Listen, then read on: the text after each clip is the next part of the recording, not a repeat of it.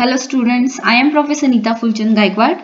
Welcome in our free education channel English Master. Dear students, आज के इस lecture में हम पढ़ने वाले हैं क्लास 12 इंग्लिश टेक्स्ट बुक का जो हमने ऑन सेइंग प्लीज ये 1.2 लेसन ऑलरेडी पढ़ा के अपलोड कर दिया है. So please check in the description. उसका लिंक आपको वहां पे मिल जाएगा. So today we are going to learn the brainstorm. This is the brainstorming session. It means the question and answer जितने भी है टेक्स्ट बुक के नीचे आपके लेसन के नीचे. So I am going to explain you each and every single word in Hindi. So do like, share, subscribe our channel and let's start for today's lecture.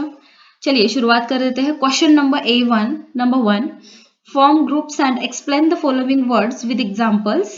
You can take help of your teachers. यानी कि group बनाएं, form groups यानी group बनाएं and explain the following words with examples. और नीचे दिए गए शब्दों को उदाहरणों के साथ आपको लिखना है.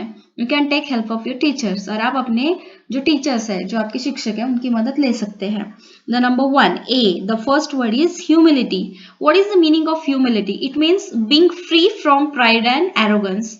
यानी कि विनम्रता, अभिमान और अहंकार से मुक्त होना. Let me just tell you, I am going to highlight the word जिसका ये मीनिंग है. ह्यूमिलिटी मीन्स विनम्रता. ठीक है, ये लिख लीजिएगा. Being free from pride. Pride यानी क्या कि अभिमान.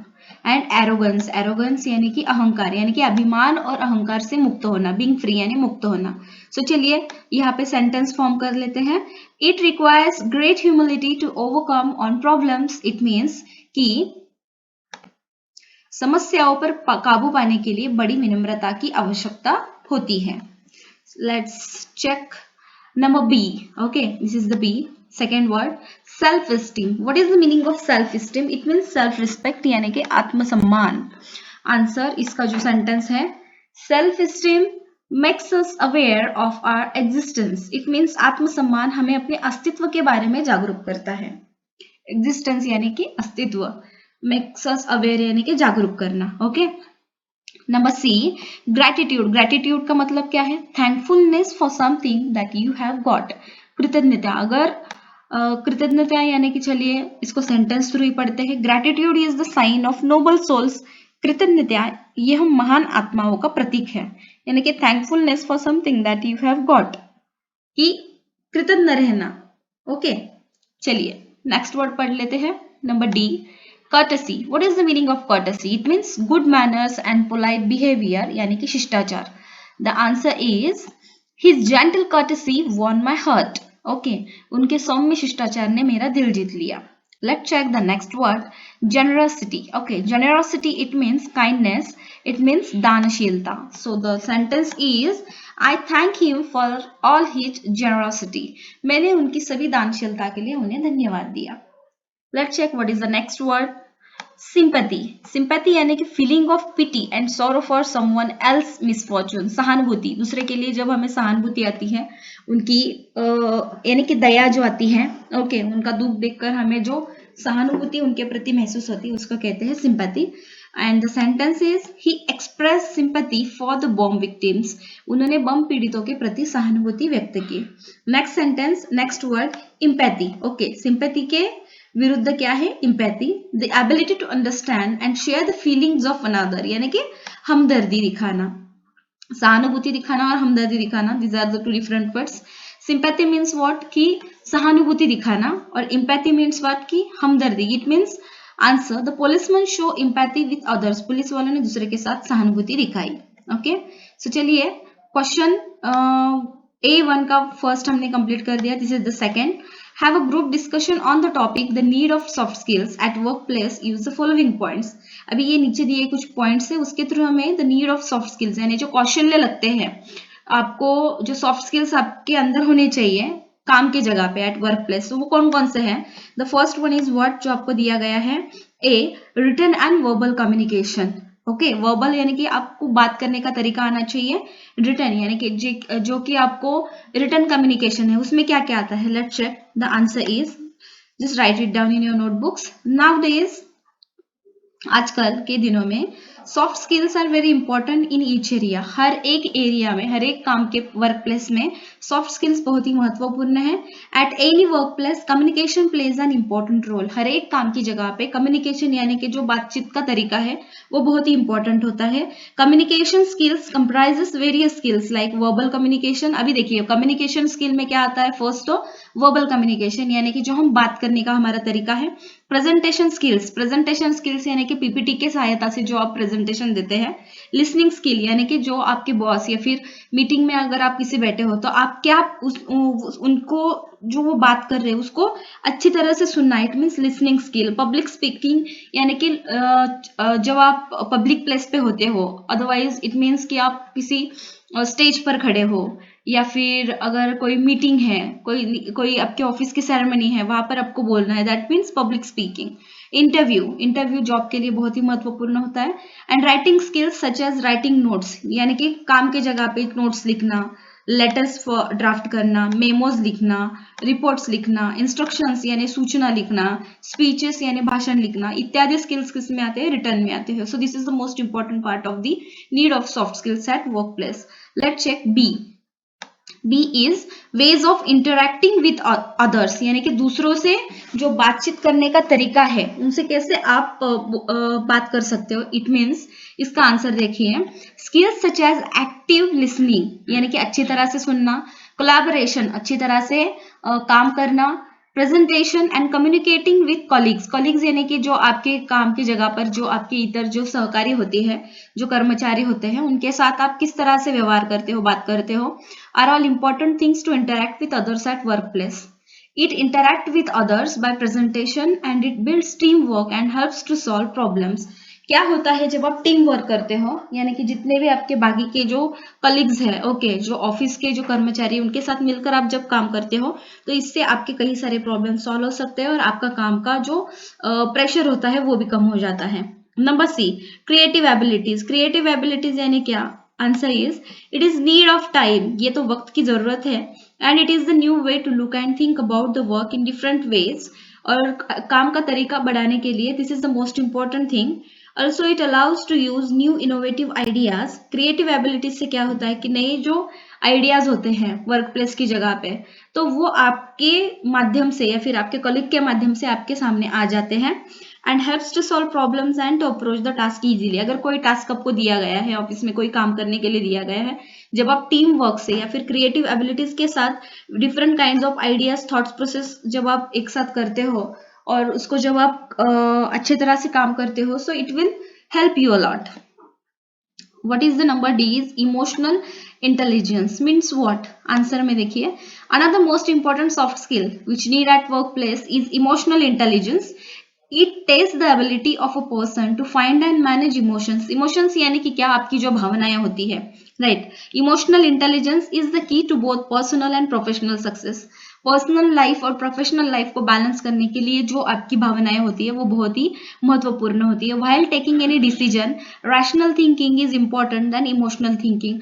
अगर ऑफिस में प्रोफेशनली आपको कोई डिसीजन लेना है तो वहां पे आपको बहुत ही इमोशनल हो जाने की कोई जरूरत नहीं है। That time you need to take the rational thinking. Okay, emotions like anger यानी कि जब आपको गुस्सा आता है, में अफेक्ट डिसीजन, इससे क्या हो सकता है, आपका नुकसान हो सकता है। At such cases emotional intelligence can help to take proper and right decision. जब आपको गुस्सा आ जाता है लेकिन आप प्रोफेशनल जगह पे हो तो आपको बहुत ही संयमता से और आपके गुस्से को काबू पाकर आपको काम करना पड़ता है, क्योंकि आप 4 लोगों के बीच में काम करते हो। So emotional intelligence is the most important part of the soft skills at work place. Let's check question number A2. 1. Read the text and state whether the following statements are true or false. Correct the false statement. बराबर जो sentence है वो आपको लिखने हैं और जो गलत है उनको आपको करेक्ट करना है। Number A, bitter problems in day to day life can be solve by sweet words, यानी कि जो हमारे डे टू डे लाइफ में जो थोड़े बहुत प्रॉब्लम्स होते हैं वो हमारे अच्छी बातों से सॉल्व हो जाते हैं। The answer is true. Okay, number B, great wars could have been avoided by a little courtesy. अगर आप जो बड़े बड़े वॉर्स होते हैं, जो बड़े बड़े युद्ध होते हैं, अगर आप संयमता से काम लेते हो तो वो टल जाते हैं। The answer is true, right. Number C, observance of etiquette, okay, observance of Adequate in a normal situation is important, but more important is their observance when the situation is adverse. The answer is true. Okay. Next, D. Words like please यानी कि जो कृपया ये शब्द है and thank you यानी कि धन्यवाद helps us in making our passage through life uneasy. इससे हमारी लाइफ बहुत ही डिफिकल्ट हो जाती है क्या? फॉल्स, ये गलत है, क्योंकि प्लीज और थैंक यू से तो हमारी लाइफ बहुत ही आसान हो जाती है. तो इसको करेक्ट कैसे करेंगे? Corrected statement, words like please and thank you helps us in making our passage through life easy. Okay, easy यानी आसान हो जाती है और अनईजी का मतलब होता है कि डिफिकल्ट, मुश्किल हो जाती है. तो मुश्किल नहीं होती है, हमारी लाइफ क्या हो जाती है? आसान हो जाती है. Number E, the law permits anybody to use violence if another person is discourteous. अगर दूसरे ने आपसे बदतमीजी की तो कायदे कानून से क्या आपको परमिशन दी गई है कि आप मारामारी करें या फिर तोड़फोड़ करें? So wrong, this is false. Okay, corrected statement क्या है? The law does not permit anybody to use violence if another person is discourteous. कायदे कानून से किसी को भी अधिकार नहीं है कि कोई अगर आपसे बदतमीजी बात करता है तो आप उसको जाके डायरेक्टली मार सकते हो. ठीक है, so this is the corrected sentence. Let's check what is next. Question A2. Select the most appropriate sentence which suggests the theme of the essay. Okay, चलिए देख लेते हैं. यहाँ पे कुछ पॉइंट दिए गए हैं. The essay tells us about courtesy, civility, morality, respect and control. Okay, and the number B, the essay explores the difficulties that can be incurred by an individual when dealing with the public. यानी कि ये जो आपका जो lesson है, okay, इस lesson through आपको क्या समझ में आता है? This tells us about courtesy. Okay, कृतज्ञता के बारे में हमें पता चल जाता है. सिविलिटी, नागरिक यानी कि लोगों के साथ कैसे हमें, समाज में कैसे हमें रहना है. मोरालिटी यानी कि हमारे मूल्य कैसे हमें, रिस्पेक्ट यानी दूसरों को आदर कैसे देना है. कंट्रोल, ओके, और हर एक परिस्थिति में हमें खुद पर कैसे कंट्रोल पाना है ये सिखाता है. नंबर बी क्या बोला है? द ऐसे explores the difficulties that can be incurred by an individual when dealing with the public. Okay, public से जब वो कंडक्टर का जो आपको यहाँ पर एक सीन आया है इस लेसन में, इट टेल्स अस कि वो कैसे लोगों के साथ डिफिकल्टीज में भी काम करता है. Number C, one can keep one's peace of mind without having to lower themselves to the level of perceived offender. And number D, people with low self-esteem are generally difficult to work with and they look down upon others to get a feeling of superiority. यानी कि जिनमें आत्मसम्मान की कमी होती है तो वो लोग क्या उनको सभी काम की जगह पे भी क्या होता है कि दूसरे लोग ऐसे लगते हैं कि ये बहुत ही बड़ा चढ़ा के, लाइक दिस. सो आंसर क्या है? इस लेसन से हमें क्या पता चला? Number A, the essay tells us about courtesy, civility, morality, responsibility and control. Okay, and number B, one can keep one's peace of mind without having to lower themselves to the level of the perceived offender. So these are the two answers. Okay, चलिए next question A2 में third हम पढ़ते हैं. Third में ए option दिया है, find the reason for the lift man's uncivilised behaviour. जो lift man के साथ अनसिविलाइज्ड बिहेवियर हुआ था तो उसके रीजन से हमें पता करने हैं. Answer, reasons for the lift man's uncivilised behaviour when the passenger was rude and ill mannered towards him. यहाँ पे ऐसा बोला गया है कि लिफ्ट मैन ने यहाँ पे अनसिविलाइज्ड यानी कि जो हमें पब्लिक प्लेस में नहीं करना चाहिए वो क्यों किया, उस पैसेंजर को क्यों लिफ्ट से बाहर ढकेला? क्योंकि पैसेंजर का जो रूड बिहेवियर है और जो इल मैनर्ड यानी कि जो इल मैनर्ड था उसके तरफ. सो द फर्स्ट आंसर में फर्स्ट वन क्या आया है? He was actually hurt by the slur cast by the passenger on his social status. यानी कि सोशल स्टेटस पे वो बहुत बुरी तरह से उसका स्टेटस यानी कि वो उसको ऐसा लगा कि मैं लिफ्ट मैन हूँ और ये एक पैसेंजर है, अच्छे पोस्ट पे है, इसलिए मुझे ये मैं कम हूँ ये दिखा रहा है. Number 2, the passengers discourtesy was a wound to his self respect. उसने वो लिफ्ट मैन के आत्मसम्मान को ठेस पहुंचाई थी.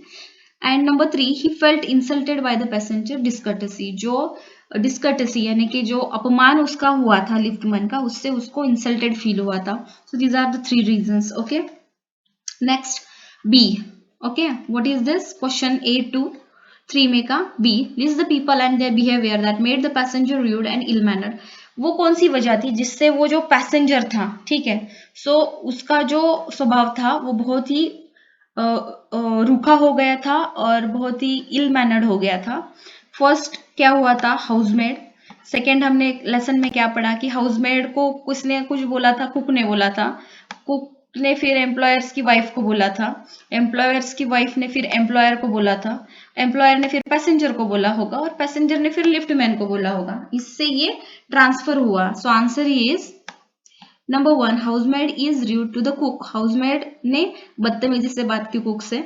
Number 2, cook is there for very rude to the passenger's employer's wife, passenger का जो एम्प्लॉयर है, मालिक है, उसकी जो वाइफ है उससे उसका कुक ने अच्छी तरह से बात नहीं की। Number 3, employer is henpecked by his wife at breakfast, henpecked यानी दिमाग खाना, तो एम्प्लॉयर की वाइफ ने उसकी जो एम्प्लॉयर था, इसमें पैसेंजर का जो एम्प्लॉयर था, तो उसका दिमाग खाया था ब्रेकफास्ट के टाइम पे। Number 4, employer does not say good morning to passenger, पहले एम्प्लॉयर ने पैसेंजर को गुड मॉर्निंग नहीं बोला था, इसके लिए पैसेंजर उठा हुआ था। Number 5, passenger is rude and ill mannered towards the liftman, इसलिए पैसेंजर का जो बिहेवियर था, रवैया था, वो लिफ्टमैन के प्रति बहुत ही इल मैनर्ड और रूड हो गया था, and that's why the liftman throws passenger out of the lift. So this is the scenario, it means जो इस लेसन थ्रू आपको जो पढ़ने को मिला, सो दिस इज द थिंग कि किस तरह से एक आदमी जब इल मैनर्ड बिहेव करता है, ठीक है, दूसरे इंसान को जब वो ठेस पहुंचाता है, तो वो ऑटोमेटिकली पास ऑन हो जाता है अगली व्यक्ति के, और इससे क्या होता है, हर एक व्यक्ति सफर करने लगता है। चलिए next question A2, what is this question A2, हमने थर्ड वाला कंप्लीट किया, right? So this is the question A2 4, okay. Good manners are required in our daily life for making our social contacts more cooperative and friendly. Good manners यानी जो अच्छा रवैया होता है, behaviour होता है, उससे क्या होता है कि हम समाज में अच्छा एक व्यक्ति बन के जीते, और इससे हमारा जो रिलेशन है बाकी के लोगों के साथ वो अच्छा बन जाता है। Illustrate the behavior of the polite conductor with different passenger and various situation. जो कंडक्टर का सीन यहाँ पे दिया गया है, कंडक्टर का एक एग्जाम्पल दिया है आपको इस लेसन में, तो वो हमको लिखना है कि कौन सी सिचुएशन में उसका बिहेवियर कैसा था। द फर्स्ट सिचुएशन जो आपके इसमें आई है, the writer sensitive toe was trampled on, जो हमारा लेखक है तो उसका जो पैर है, उसके पैर पर जो हमारा कंडक्टर है उसने पैर दिया था, सो उसका बिहेवियर क्या था। The conductor said sorry with an apology and courtesy, बहुत ही दयालुता से, बहुत ही प्रामाणिकता से उसने सॉरी कहा था राइटर को। नंबर 2 जो सिचुएशन थी, in the rainy season dealing with people, बारिश के मौसम में वो अपने पैसेंजर के साथ कैसे बात करता था conductor. He would run up the stairs to give someone the tip that there was room inside, वो क्या करता था, भाग के जाता था वो कंडक्टर, और जो खाली जगह है वो खाली जगह पर जो पैसेंजर खड़े हैं उनको बैठने के लिए बोलता था। Number 3 dealing with old people यानी बुजुर्ग पीपल जो व्यक्ति थे, उनके साथ कंडक्टर का बिहेवियर कैसा था। He was as considerate as a son, एक लड़की की तरह वो उनकी केयर करता था बस में। नंबर 4 इंसिडेंट क्या है, डीलिंग विथ चिल्ड्रन, बच्चों के साथ उनका बिहेवियर कैसा था कंडक्टर का। He was as solicitous as a father, एक फादर की फिगर की तरह वो उनकी केयर करता था बस में। Number 5 dealing with young people के साथ वो कैसे बोलता था।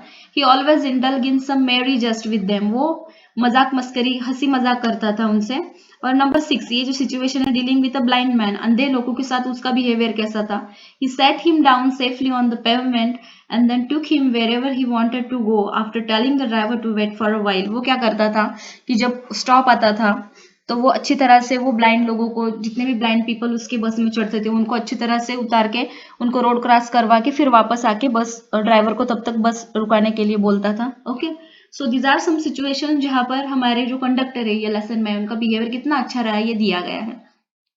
Question number 8 to 5, discuss and write the impact of good temper and kindness on the society in the light of the good mannered conductor. अभी जो गुड मैनर्ड कंडक्टर है उनका जो इम्पैक्ट था, गुड टेम्पर, अच्छा जो उनका स्वभाव था, दयालुपना था, काइंडनेस थी, उससे सोसाइटी में क्या फर्क पड़ा, इसका आंसर हमें लिखना है। The conductor was always cheerful and kind, वो हमेशा ही मुस्कुराते रहते थे, दयालु थे, काइंड हार्टेड यानी दयालु थे। To everyone in the bus में हर एक के साथ उनका बिहेवियर बहुत अच्छा था। This spread to his passengers and they too became cheerful and good humoured, इससे क्या होता था, उनके पैसेंजर का भी जो मूड है वो अच्छा बन जाता था। They would naturally pass on this feeling after getting off the bus, और इसी तरह से क्या होता था, जैसे कि हम किसी से अगर बुरा बर्ताव करता है तो वो आगे जाके दूसरे इंसान के साथ बुरा बर्ताव करता है, बट यहाँ पे इस लेसन थ्रू आपको बताया गया है जैसे कि जो हमारे कंडक्टर है इस लेसन में जो आए हैं उनका बिहेवियर जो बस में चढ़ने वाले लोगों के साथ बहुत अच्छा होता था। तो बाय डिफॉल्ट वो क्या हो जाता था, जब लोग नीचे उतर के जाते थे तो वो दूसरों के साथ भी अच्छा बिहेव करते थे। दस इन सोसाइटी, इससे क्या होता है सोसाइटी में, समाज में, पीपल आर गुड टेम्पर्ड, अगर लोगों का स्वभाव अच्छा हो, चीयरफुल यानी कि वो मुस्कुराते रहे, एंड काइंड है और दयालु रहे, it will spread to others and they too will start behaving in a similar manner. इससे क्या होता है, अच्छाई जो है वो फैल जाती है और लोग अच्छा बर्ताव करने लगते हैं। Question number 8 to 6. A modest calling can be made dignified by good temper and kindly feeling. Explain the statement with examples. ये जो statement आया है उसको हमें explain करना है example के साथ. Just check the answer. This means a modest calling can be made dignified by good temper and kindly feeling. Modest calling. चलिए इसको क्या बोला है कि this means that, इसका मतलब है whatever career or job one has, जो भी काम आप करते हो, however simple or modest, कितना भी बड़ा हो या फिर कितना भी साधारण हो, it can be made more dignified by behaving in a good temper. अच्छा बिहेव करने से आपकी जो पर्सनालिटी वो अच्छी बन जाती है, and cheerful manner and with kindliness towards the people one comes in contact with. जब आप अच्छे से बात करते हो, हंस के बात करते हो, काइंडनेस दिखाते हो, तो इससे क्या होता है कि बाय डिफॉल्ट आपके जो आजू बाजू में लोग हैं उनमें भी पॉजिटिविटी फैल जाती है। फॉर एग्जाम्पल, उदाहरण के तौर पे, even a simple job like that of a security guard, अगर आप सिक्योरिटी गार्ड का जॉब करते हो at a mall can be made pleasant, mall में अगर आप हो तो वहां पर जो उनके चेहरे पर मुस्कान रहती है, and dignified if the guard smiles and says thank you और गुड मॉर्निंग एवरी टाइम ही और शी चेक्स अ पर्सन। जब भी वो किसी व्यक्ति को, पर्सन को चेक करते हैं, मॉल में एंट्री करते हैं, तो हर एक को थैंक यू बोलते हैं, गुड मॉर्निंग बोलते हैं। इससे क्या होता है कि एक पॉजिटिविटी फैल जाती है आने वाले कस्टमर्स पे। और sweepers job can also be made more dignified, जो साफ सफाई वाले लोग होते हैं उनका भी जॉब जो रहता है वो कैसे अच्छा बनते हैं, इफ ही और she just nods and smiles at passer by और helps them if they are in need. अगर वो भी लोगों के साथ अच्छे स्माइल से बात करते हैं तो इससे क्या होता है, पॉजिटिविटी फैल जाती है। So there are some examples. आप कितने भी बड़ी पोस्ट पर हो या फिर आप कौन सा भी जॉब करो, जॉब डजंट मैटर कि आप क्या काम करते हो, बट आपका गुड बिहेवियर इट मैटर्स, जो समाज में आपको रहने के लिए बहुत ही इंपॉर्टेंट है। Let's check question number 8 to 7. The service of the police is necessary for the implementation of law in our society. ठीक है, अभी ये कोविड-19 की सिचुएशन में हमें पता है कि पुलिस का ड्यूटी, ऑन ड्यूटी जो पुलिस ऑफिसर्स है कि वो कितनी अच्छी ड्यूटी कर रहे हैं, उनकी वजह से ही हम सेफ है। पुलिस, डॉक्टर्स एंड जो हमारे सफाई कर्मचारी है, ओके, उनकी वजह से हम सेफ है अभी घर में। So do you think you require this service for our environment and discuss. तो चलिए आपको ये एक्सप्लेन करना है कि ये सर्विस जरूरी है क्या। इस लेसन थ्रू हमें क्या पढ़ने के लिए मिला है कि पुलिस वाले का जो अच्छा नेचर है, ठीक है, सो उससे या फिर पुलिस वाले की जो ड्यूटी है उससे क्या फर्क पड़ता है। सो हम क्या बोलते हैं, नो, नहीं, we cannot have the police monitoring us for social and moral offences. हम हमेशा उन पर डिपेंड नहीं रह सकते। फॉर एग्जाम्पल, यानी कि एग्जाम्पल के लिए क्या बोला है, one cannot be punished if one refuses to smile at an acquaintance or say thank you. अगर किसी ने आपको देख के स्माइल नहीं किया है, अगर आपको थैंक यू नहीं बोला है, तो आप उस पर ऐसा नहीं बोल सकते किसी पुलिस वाले को कि आप उसको गिरफ्तार करें। One cannot be punished if one doesn't hold the door open for the person who is following. अगर आप किसी मॉल में एंट्री कर रहे हो, राइट, और उसका जो डोर है कांच का है वो आपने खोल दिया और आप जा रहे हो और पीछे से कोई बंदा आ रहा है, तो ये अगर आपका ध्यान ही नहीं है और आपने वो दरवाजा छोड़ दिया तो वो आपको केस फाइल नहीं कर सकता। These are good manners और courtesy and they have to be taught right from childhood. बचपन से ही हमें अच्छी आदतें सिखाई जाती है and they will change in different cultures and different circumstances. अगर बचपन से ही आप अच्छा बिहेव करते हो तो आप अच्छे नागरिक बन जाते हो। अगर बचपन से ही आपने बुरा बर्ताव करना सीखा है तो आप ऑटोमेटिकली वही आदतें आप फॉलो करते हो। Whether a person follows them और not depends on the individual. ये हर एक पर्सन का व्यक्तिमत्व यानी कि पर्सनल थिंकिंग है, राइट, पर्सनल थिंकिंग है, इसमें हम कुछ नहीं कर सकते। हाउएवर, हालांकि if this little courtesies are followed, अगर ये जो छोटी छोटी आदत है ये अगर फॉलोड की जाती है, life will become much simpler and more pleasant for everyone. हर एक बात के लिए हम पुलिस पर डिपेंड नहीं रह सकते। हमारे हाथ में भी है कि हमें समाज में कैसा बिहेव करना है। अगर आप क्रिमिनल माइंडेड हो तो आप बुरा ही करोगे। अगर आप अच्छा माइंड, गुड थिंकर्स हो, गुड मैनर्स आप में है तो आप अच्छा ही करोगे। ठीक है, it depends on each and every person. जो बुरा बर्ताव करते हैं उनको तो पुलिस सजा देती ही है, ठीक है, लेकिन जो अच्छा बिहेव करते हैं तो उनको सभी प्रेज करते हैं, उनकी सराहना करते हैं। This is the answer. Let's check next. Question है 3-1, he committed the crime in broad daylight, not broad daylight in the darkness. और नंबर 2 क्या दिया है, I had a cup of strong tea, not rich tea. strong tea ली है मैंने, not rich tea. ठीक है, यहाँ पे देखिए डिफरेंस कैसे दिया है. And the fast train is coming, not quick train. Fast train आ रही है लेकिन जल्दी वाली में ट्रेन नहीं आ रही, जल्दी जो आती है वो ट्रेन नहीं आ रही है. He committed the crime in broad daylight, यानी कि उसने अंधेरे में कुछ नहीं किया, इस तरह से. So such words or group of words which habitually occur together and thereby convey meaning by association are called collocations. Collocations यानी क्या, चलिए देखते हैं. Collocation is a combination of words in a language that often go together. दो शब्दों को जब हम combine करते हैं तो उसको क्या कहते हैं, collocations कहते हैं. Let's check कौन कौन से है. Find out the words in column B which collocate with the words in column A. A और B को मिला के, यानी कि A ये कॉलम दिया है आपको, ठीक है, इसमें कुछ वर्ड्स है और B में कुछ वर्ड्स है. ऐसा नहीं है कि जो सामने एक दूसरे के सामने उनको लेके आपको पूरा वर्ड फॉर्म करना है, नॉट लाइक दिस. सो चलिए हम क्या बोलेंगे, रेगुलर एक्सरसाइज, ओके, यानी कि नियमित रूप से जो व्यायाम किया जाता है. सेकंड है मिड डे मील, यानी कि मिड डे मील यानी दोपहर में जो मध्याह्न भोजन हम उसको बोलते हैं. की कॉन्सेप्ट, ठीक है. और फास्ट फूड यानी जो हम जंक फूड खाते हैं. ट्राई हार्ड यानी कड़ी मेहनत करना. रिचली डेकोरेटेड यानी कि बहुत ही अच्छी तरह से डेकोरेट किया हुआ. फ्री टाइम यानी कि जो फ्री टाइम है, जो वक्त मिलता है. ट्रैफिक जाम तो हम सबको पता ही है, ये है कोलोकेशन. सोशल जस्टिस यानी सामाजिक न्याय. और wild animal, okay, wild animal यानी कि जो जंगल के जीव होते हैं, ठीक है, उनको हम क्या बोलते हैं, wild animal. So these are some collocations, okay. दो वर्ड जब मिलके एक डिफरेंट काइंड ऑफ वर्ड बनाते हैं तो उसको आप क्या कहते हैं, कोलोकेशन कहते हैं. चलिए B, learning collocation is essential for making your English sound fluent and natural. आपको अगर इंग्लिश बहुत ही अच्छी तरह से सीखनी है तो उसके लिए बहुत ही महत्वपूर्ण है. Make collocations and use in your own sentences.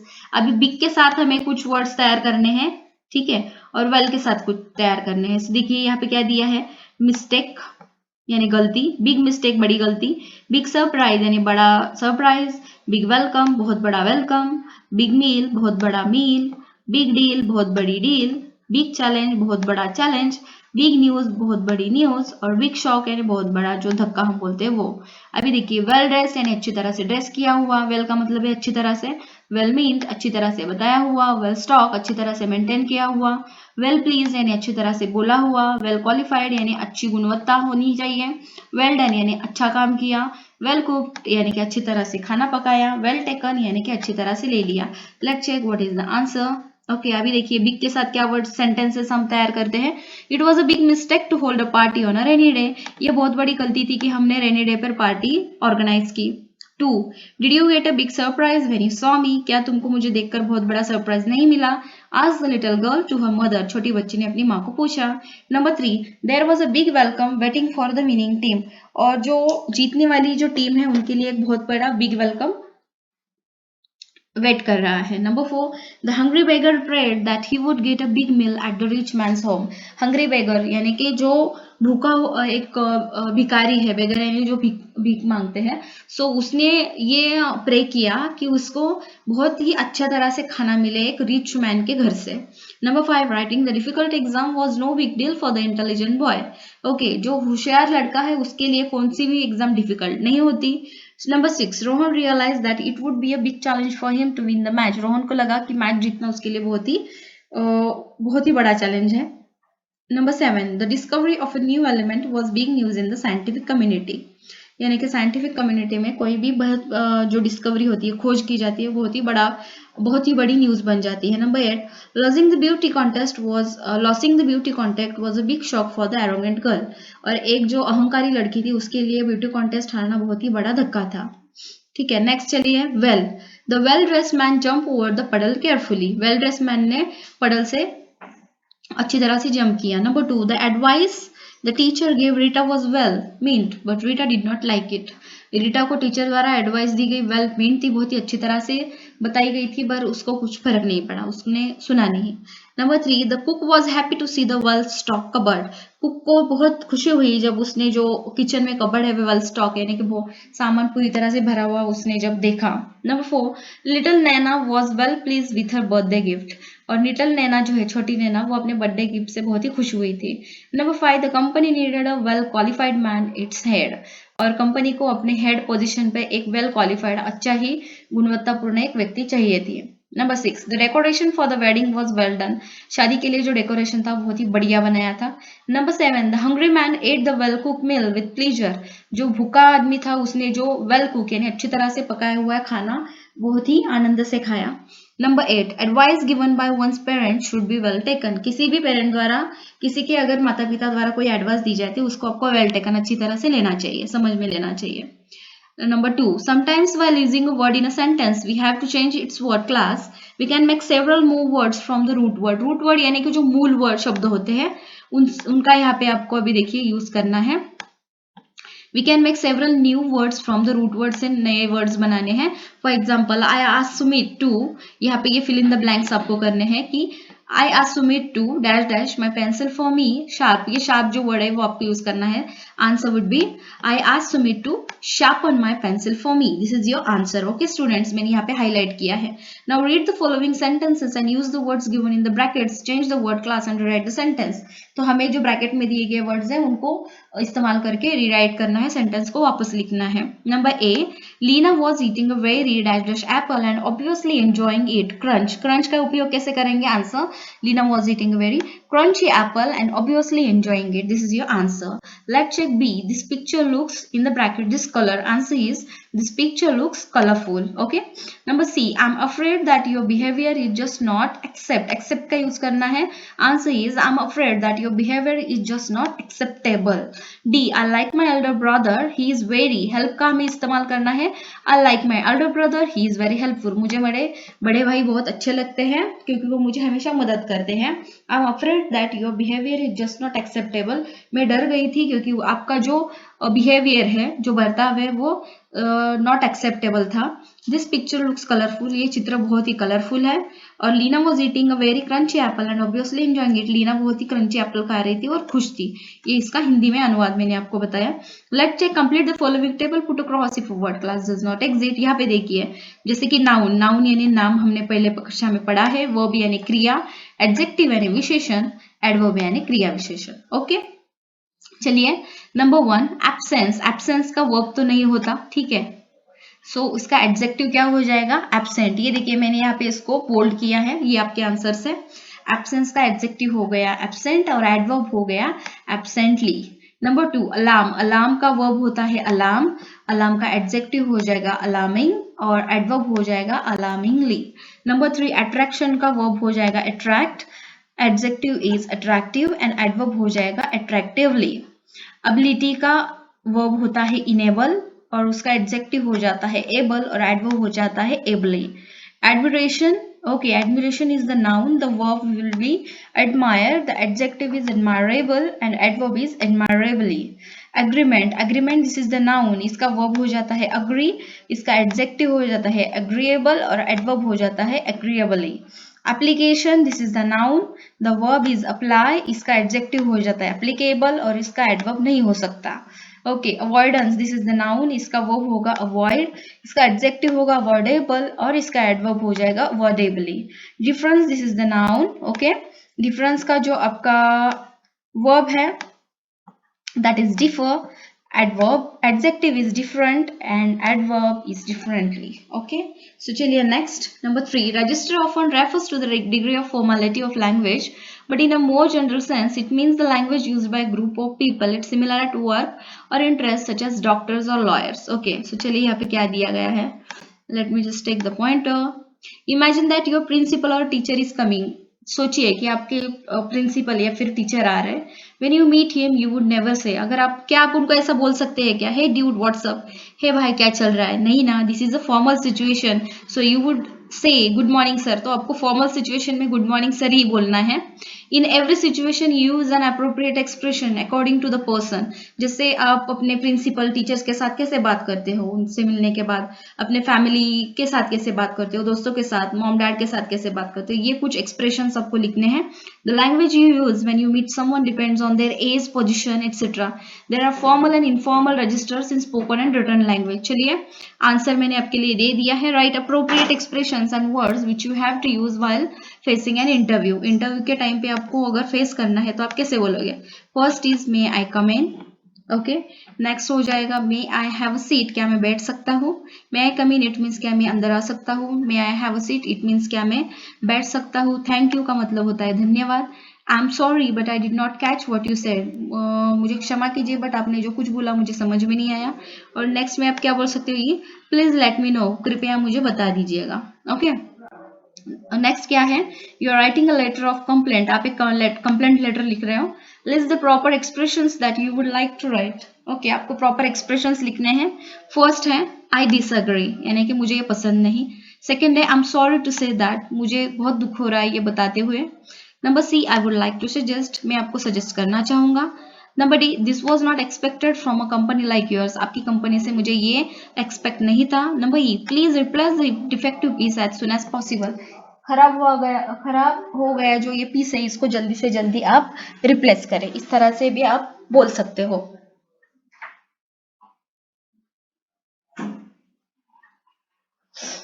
Okay. So चलिए distinguish between a legal offence and a moral offence on the given text, okay. Legal offence यानी कानूनी जो गुस्ताखी की जाती है, मॉरल ऑफेंस, ओके, यानी कि नैतिक जो गुस्ताखी की जाती है, या फिर ऑफेंस हमें जो गुनाह या फिर जुर्म, ओके। अभी देखिए यहाँ पर आपको कुछ ये वर्ड्स लिखने हैं, ओके। सो फर्स्ट वर्ड क्या दिया है?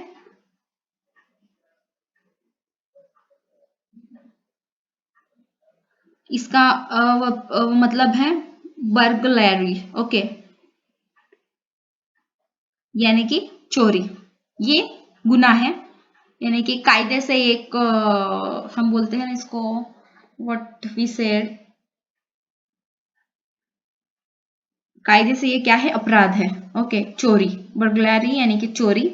मॉरल ऑफेंस नैतिक जो आप जुर्म करते हो, दैट इज जो नैतिक अपराध है, रूड बिहेवियर, आप किसी से बदतमीजी से बात नहीं कर सकते। Assault, okay. असॉल्ट का मतलब होता है कि किसी पर हमला करना, ये कायदे से कानूनी ये अपराध है। डिसकर्टेसी यानी कि आप अगर बहुत ही बुरी तरह से जब किसी से बर्ताव करते हो, ठीक है, तो उसको क्या बोलते हैं? डिसकर्टेसी, असभ्यता, ओके। बैटरी, बैटरी का मतलब क्या है स्टूडेंट्स? आक्रमण या फिर हमला करना, अटैक करना। सो ये लीगल अपराध है।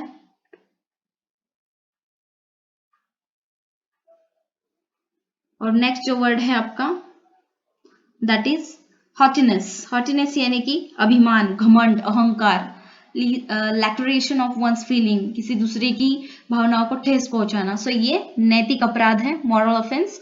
और ये सारे जो है बर्गलरी यानी चोरी, असॉल्ट यानी कि हमला, और बैटरी का मतलब भी क्या होता है कि अटैक करना, ओके। सो ये जो है these are the legal offence और these are the moral offence, okay. चलिए नेक्स्ट पढ़ते हैं। Number 5 find out the meanings of the following phrases, use them in your own sentences.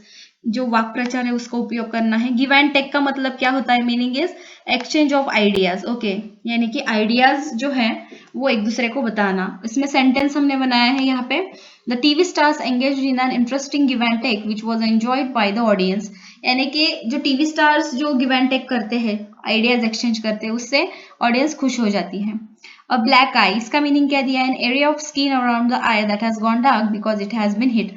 अगर किसी के आंख पर एक पंच पड़ जाए तो उसका जो आंख के बाजू का एरिया जो काला काला हो जाता है उसको कहते हैं ब्लैक आई। सेंटेंस है when I saw my friend with a black eye, मैंने जब मेरे दोस्त की काली आंख देखी वैसी। I knew that he had been in a fight with someone, मुझे पता चल गया कि उसने किसी से तो मारामारी की है। सी लो देन द एंजल्स, इसका मतलब होता है लेस देन परफेक्ट, यानी कि अच्छे से कम। Sentence, the unexpected behaviour of the religious man was somewhat lower than the angels. जो रिलीजियस मैन से जो अनएक्सपेक्टेड बुरा बर्ताव जब हमको पता चल जाता है तो वो लेस देन परफेक्ट होता है। डी, नॉक समवन डाउन, इसका मतलब होता है to hit someone forcefully so that he और शी फॉल्स डाउन, किसी को मारकर नीचे गिराना। Sentence, the young boy was so angry with the bully that he knocked him down. Okay, so चलिए नेक्स्ट पढ़ लेते हैं। 6, find out the words with prefixes.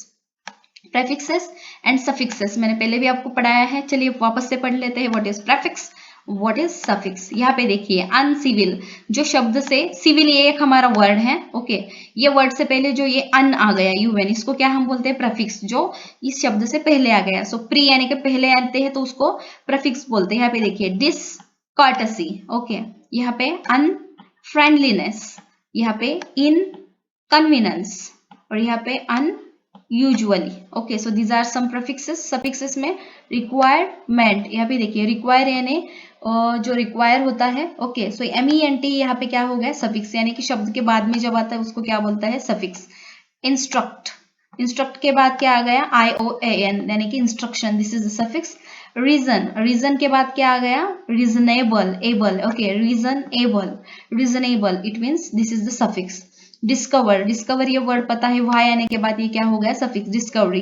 Exist, exist ये एक वर्ड है लेकिन इसके आगे क्या आ गया, ENCE। Okay, existence, it means this is the suffix. ये सफिक्स जुड़ गया, प्रेफिक्स यानी जो शब्द के पहले आते हैं, सफिक्स जो बाद में आते हैं। Okay, let check 7, complete the table with polite expressions that we must use in your day to day life. Don'ts and does, जो करना चाहिए, does यानी करना है, और don't जो नहीं करना है। I want a cup of tea, ऐसे आप बोल सकते हो क्या, नहीं, तो आप अच्छी तरह से क्या बोल सकते हो, I would like to have a cup of tea.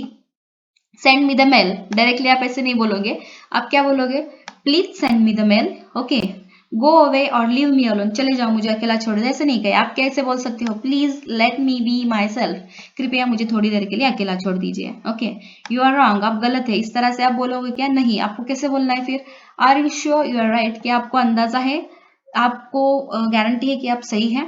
That's a bad idea, यानी कि बहुत बुरा आइडिया है, इसका डज क्या हो जाएगा, अच्छी तरह से आप कैसे बोल सकते हो, that is not a very good idea, is it, ये बहुत ही अच्छी आइडिया नहीं, इज इट, हाँ ना। Your work is and good, आपका काम इतना अच्छा नहीं है, डायरेक्टली नहीं आप बोल सकते, आप क्या बोल सकते हो, your work can do with some improvement. Okay, आप अच्छी तरह से काम कर सकते हो। Next A41, edit the given paragraph using A and D, ये हमें जो हमारे आर्टिकल्स हैं इनको यूज करना है wherever necessary। ये आपको एक पैराग्राफ दिया गया है, चलिए इसको मैंने यहाँ पे रिराइट किया है। Rakesh is an idle son who remains devoted to his father as he grows professionally to become a famous doctor. As his father grows old, he takes care to spend time with his father, bringing him tea in the morning and taking him out for a walk in the evening. Okay, so A and D का इस्तेमाल, and तो हमें पता है AEIOU, ये इसके साथ जो वोवल्स के साथ जो वर्ड स्टार्ट हो जाते हैं उनसे पहले एन आ जाता है। Rakesh is an idle son, a famous doctor, वो बहुत ही बड़े फेमस डॉक्टर थे इसलिए हमने ओ बोला, ठीक है। एंड यहाँ पे क्या आ गया, द मॉर्निंग, मॉर्निंग क्या है, यानी कि एक टाइम है, समय है, इसके लिए हमने द का इस्तेमाल किया। उसके बाद अ वॉक, यानी कि एक वॉक, इस तरह से। और इन द इवनिंग, इवनिंग भी क्या है, समय है, इसलिए हमने क्या यूज किया, द यूज किया। ओके, चलिए नेक्स्ट पढ़ लेते हैं। Number 2, spot the errors in each of the following sentences and correct the incorrect ones. अभी ये जो सेंटेंसेस हैं इनको हमें जो अगर गलत है तो उनको करेक्ट करना है। स्पॉट द एरर यानी कि ग्रामेटिकल मिस्टेक्स हमें ढूंढने हैं। Radha brought pens and distributed them between her 5 children, Radha ने पेन खरीद लिए, ठीक है, और इसको अपने बच्चों में बांट दिए, 5 बच्चों में बांट दिया। तो यहाँ पे क्या आ जाएगा, the corrected sentence, Radha bought, brought यानी क्या, कि लेना, ठीक है, और बॉट का मतलब होता है खरीदना। Radha bought pens and distributed them among her 5 children, between की जगह कौन सा वर्ड आ गया यहाँ पे, अमंग आया, के बीच में। B, Jayashree and Sujata sat besides each other in complete silence. Answer क्या आ गया, Jayashree and Sujata sat beside, यहाँ से यस निकल गया, sat beside each other in complete silence. Okay. C, his best friend Vijay was blind within one eye. यहाँ पे देखिए तो आंसर क्या आ जाएगा, his best friend Vijay was blind in one eye. within नहीं आएगा तो क्या आ जाएगा, सिर्फ in one eye आ जाएगा। D, one could dare to encroach on his rights. Answer, one could not dare to encroach on his rights. E, she was taken with surprise when she saw the famous Taj Mahal. Answer क्या आ जाएगा? She was taken with, नहीं, with की जगह क्या आ गया है यहाँ पे? by surprise when she saw the famous Taj Mahal. F, it is not possible to exchange the goods once the sale has been completed. Answer आ जाएगा, it is not possible to exchange the goods once the sale has been completed. Okay. G, Dr. Sen Gupta has been trying to master the craft for the last 5 years. इसमें कुछ error नहीं है. This is the corrected sentence. Okay. यहाँ पे देखिएगा. H, the top ranking candidates will be appointed in senior jobs in banks. Answer, the top ranking candidates will be appointed to senior jobs in banks. In की जगह क्या आ गया यहाँ पे? To आ गया. She knows very well what is expected from her, but she is unable to perform. She knows very well what is expected of her. From की जगह क्या आ गया? Of आ गया. But she is unable to perform. Okay. So चलिए next है जो word they will put on a note in this regard for your consideration. Answer, they will put up. On की जगह क्या आ गया? Up आ गया. Put up a note in this regard for your consideration. Next, read the following sentences. Santosh purchased a computer. संतोष ने एक computer खरीद लिया. He read the operating manual and followed the instruction. उस पे क्या लिखा था? He linked the monitor, keyboard and printer. उसने monitor, keyboard, printer को लिंक किया. Then he plugged in the main cable. उसने main cable के साथ उनको attach किया. C, he switched on the monitor at the back. monitor को उसने monitor का जो plug है उसको switch में डाल दिया. Okay. When the light appeared on the screen, he placed the day disk in drive A. So उसने day disk drive A में डाल दिया. Okay. Number E, he pushed in the disk until the button clicked out. It took about 30 seconds for the computer to load the program. 30 seconds लग गए computer में program load होने के लिए. He pressed the drive button and the disk shot out. इसने press button दबाया drive का तो इसलिए डिस्क शॉट आउट हो गई. Then he replaced the day disk within the document disk. And last है ही प्रेस फंक्शन की 7. इसने 7 की फंक्शन यूज किया. सो इसको आपको क्या पे बोला है कि convert the sentences into passive voice by filling in the blanks. The first sentence has been done as example. यहाँ पर आपको fill in the blanks complete करने हैं. आपको पैसिव वॉइस कंप्लीट करना है. Firstly the monitor, keyboard and printer were linked up. पहले तो मॉनिटर, कीबोर्ड, प्रिंटर को लिंक अप किया. Then the main cable was plug in. The monitor was switched on at the back. When the light appeared on the screen, the day disk was placed in drive A. The disk was pushed in until the button clicked out. It took the computer 30 seconds to load the program. The drive button was pressed and the disk shot out. The day disk was replaced with the document disk. Finally, the function key 7 was pressed. The word processor was then ready to use. So यहाँ पे जो yellow color में highlight किए ना students, so these are your answers. Okay. A51, write a speech on courtesy is the light of life with the help of following points. Okay, courtesy यानी क्या कि जो आप अच्छा बिहेवियर होता है, आपका अच्छा बर्ताव होता है, ये अपने हमारी जिंदगी का बहुत ही अच्छा एक गुण है. सो इसको हमें ये पॉइंट्स थ्रू लिखना है. People have a good impression of you. इससे लोगों का आप लोगों को अच्छे लगने लगते हैं. You will be acknowledge and appreciated by all. आपकी सराहना की जाती है. Then you will be happier and contented with life. अपनी जिंदगी में भी आप खुश हो जाते हो. तो चलिए यहाँ पर हमने टाइटल दे दिया courtesy is the light of life. So चलिए यहाँ पर स्पीच हमको लिखनी है. Dear friends, good morning. You may be surprise with the topic I have chosen for this speech. For today the word courtesy seems to be an old fashion word for us. यानी कि आपको बहुत आश्चर्य होगा कि आज का जो मेरा टॉपिक है ये है कर्टसी. ओके, कि ये एक ओल्ड फैशन वर्ड आपको दिखेगा, but it is really the light of light. लेकिन ये जिंदगी की एक हम बोलते हैं ना लाइट ऑफ लाइफ है. I Shivam Goswami would like to say a few words on why I think so. यहाँ पे शिवम गोस्वामी की जगह पे आप अपना नाम डाल दीजिए और इसको रिराइट कीजिए. I dash would like to say a few words on why I think so. मैं ऐसा क्यों सोचता हूँ इस पर मुझे आपको बताना है. फर्स्ट ऑफ ऑल पहले what does courtesy means. Courtesy का मतलब क्या है? इट मीन्स गुड मैनर्स यानी कि अच्छा तरीका. एंड पोलाइट बिहेवियर, और बहुत ही पोलाइटनेस से जो आप बिहेव करते हो दूसरे से वो. It means being kind and compassionate towards someone. दूसरे के प्रति बहुत ही अच्छे से बिहेव करना. When you are cautious, okay, when you are courteous, people have a good impression of you, but that is not the reason for being courteous. Politeness should be real and not artificial. यानी कि आपको दिखावा नहीं करना है, आपको दिल से वैसे बिहेव करना है. A courteous person will be appreciated by all. People will like them with him or her and find pleasure in the person's company. इससे लोगों को आप अच्छे लगने लगते हो. Someone may ask what is courteous behavior. कोई पूछ सकता है कि ये behavior कैसा होता है. Helping a person who has fallen is courteous behavior. Holding the lift door open for someone is courteous behavior. यानी कि जो गिरने वाला इंसान है उसको मदद करना, गिरता हुआ इंसान को हाथ देना, या फिर लिफ्ट का दरवाजा जब तक कोई पीछे का बंदा नहीं जाता तब तक ओपन रखना, इसको हम कहते हैं कि अच्छा बर्ताव. When a person is courteous, people are automatically courteous in return. This leads to a more polite and happier society. इससे क्या होता है कि पॉजिटिविटी फैल जाती है. As I conclude, मुझे ऐसा लगता है would like to ask all of you to do something for weak. मैं आपको बताना चाहता हूँ कि जो कमजोर व्यक्ति है उनके लिए आप कुछ करें. बी courteous यानी कि अच्छा बिहेव करें. Then you will see the returns. तो आपको समझ में आएगा कि रिटर्न में आपको क्या मिलता है. And realize the truth of what I am saying. और आपको सच में ये फील भी होने लगेगा. Thank you for listening to me so patiently. Bye. मुझे सुनने के लिए धन्यवाद.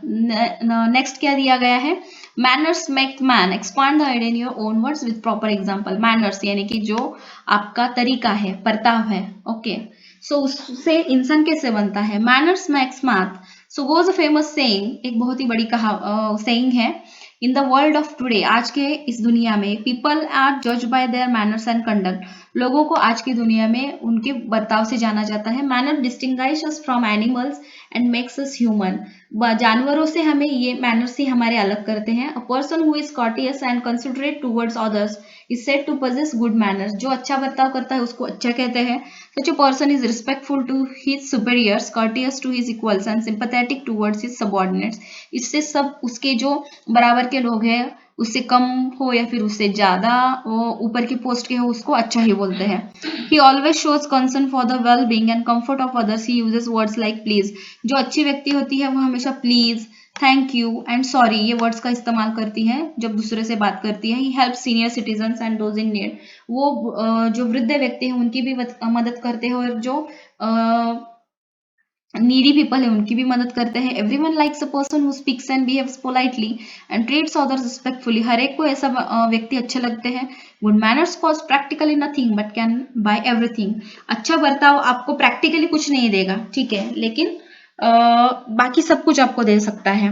They win us friends and help us influence people. इससे लोगों के साथ हमारा बॉन्ड अच्छा बन जाता है. They make the world a happier place to live in by reducing friction and avoiding tension. Tension free एक वर्ल्ड में हम चले जाते हैं. When we meet a person for the first time, ऐसे व्यक्ति से जब हम पहली बार मिलते हैं, it is a person's courtesy which impresses us deeply. वो उस व्यक्ति से मिलने के बाद ही हम बहुत खुश हो जाते हैं. Good manners are generally taught by parents and by teachers in school. Parents से यानी कि हमारे जो माता पिता हैं, हमारी फैमिली है, हमारे जो टीचर्स हैं, उनसे हमें ये अच्छे मैनर्स सीखने के लिए मिलते हैं. Manners that are learn during childhood generally remain with us throughout our lives. जो बचपन से जो आपको सिखाया जाता है उससे आप बन जाते हो. They become a part of our personality. वही आपके व्यक्तित्व का एक भाग बन जाते हैं. Hence it is desirable that good manners are instilled in children when they are very young so that they grow up to become courteous, considerate adults. इसलिए बचपन से ही बच्चों में अच्छी आदतें डाल दीजिएगा.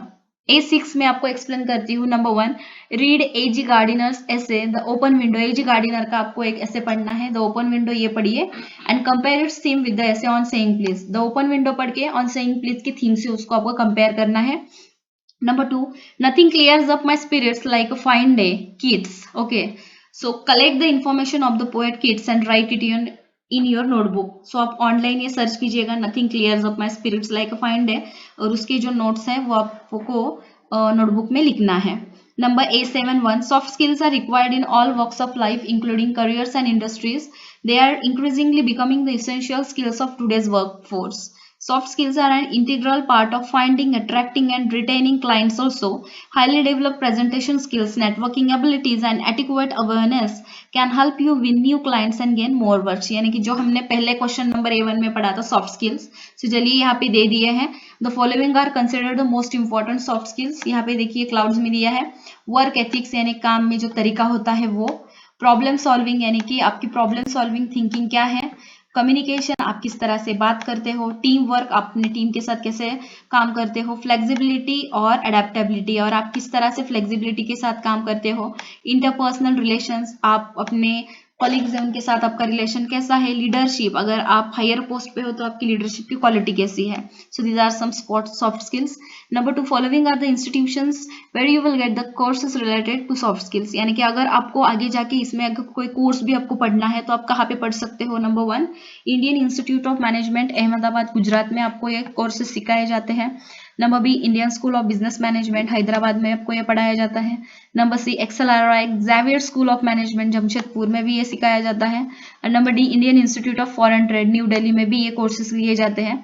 और इससे आपको जॉब्स कहाँ पे मिल जाते हैं, कस्टमर सर्विस सेंटर में, मैनेजमेंट स्कूल्स में और होटल इंडस्ट्री में आप इन फ्यूचर आपको जॉब अच्छी तरह से मिल सकते हैं. सो माय डियर स्टूडेंट्स, ये देखिए एक घंटे का लेक्चर हो चुका है, बट मैंने क्वेश्चन नंबर A1 से लेके A7 सारे के सारे आपको पढ़ा दिए हैं. सो चलिए, ऑल द बेस्ट एंड जल्दी ही मिलते हैं नेक्स्ट लेक्चर में. तब तक के लिए टेक केयर, बाय बाय.